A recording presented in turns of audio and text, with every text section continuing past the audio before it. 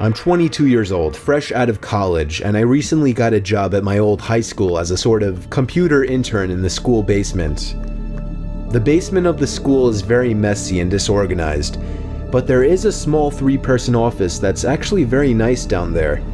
It has 3 nice big desks, 2 mini fridges, a flat screen TV mounted on the wall, and oh so satisfying air conditioning, a luxury the students and teachers cannot enjoy in the school. And of course all the school servers and other computery stuff. I got the job because 3 of my old computer teachers flat out adored me.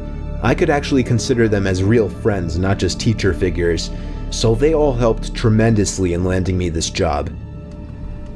It's been great, until something that happened a few weeks ago.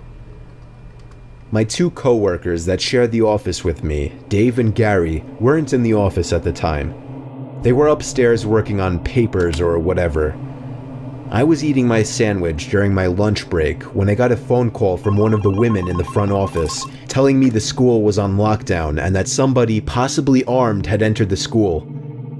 There wasn't much that I could do other than turn off the lights because, surprisingly, as nice as this little office was, it didn't have an actual door to it, just a big opening, and the door to the whole basement didn't even have a working lock. For my own safety, I did turn off all the lights in the office and my computer screen. I kept my phone on the desk, texting both Gary and Dave, but they wouldn't respond. I sat down there in the dark playing games on my phone for like 20 minutes, waiting for the call from up front to tell me to resume working. I had no idea what was happening. I couldn't hear what was going on upstairs from down here, but I was not allowed to make any calls until I was informed that the lockdown was over. Then the noisy basement door opened.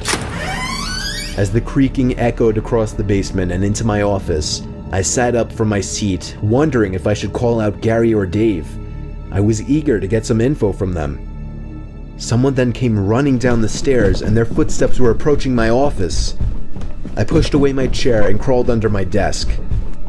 Somebody entered the office but did not turn on the lights. There was just silence. I can't even describe the fear I was experiencing. I felt like if I made one sudden noise, I'd be a dead man. Suddenly, my phone dinged as I got a text message.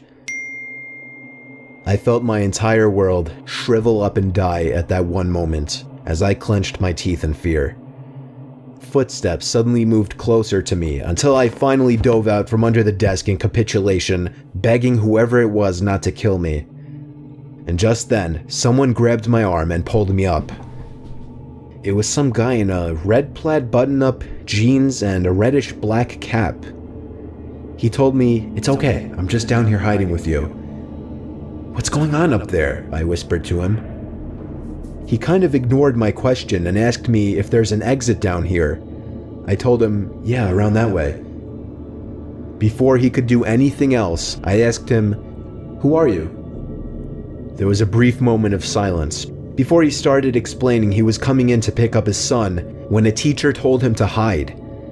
After his explanation, I checked my phone and saw the text I received was from Dave. It said, "Dude, this is fucking crazy. Some guy with a gun shot Mr. Buckley. He's wearing a red shirt and a hat. Whatever you do, don't come upstairs." I was about to reread that text out loud to the man until I realized. I looked up and felt my stomach sink. The man seemed to catch on to my suspicious stare. Panicking, all I could think to do was to run for the upstairs. A gunshot echoed through the basement and I could hear the bullet ricochet off something metal in the darkness. But thank God the bullet missed me and I made it upstairs. Fortunately, police were waiting at all exits, including the basement exit, and caught the man the second he opened the door. More good news, our teacher Mr. Buckley survived the gunshot. It was later determined that the man and Mr. Buckley had some beef for whatever reason, but that was never revealed. All we know is that Mr. Buckley couldn't have done anything that would have warranted this kind of reaction. And I know that the sound of that gunshot will forever echo in my mind.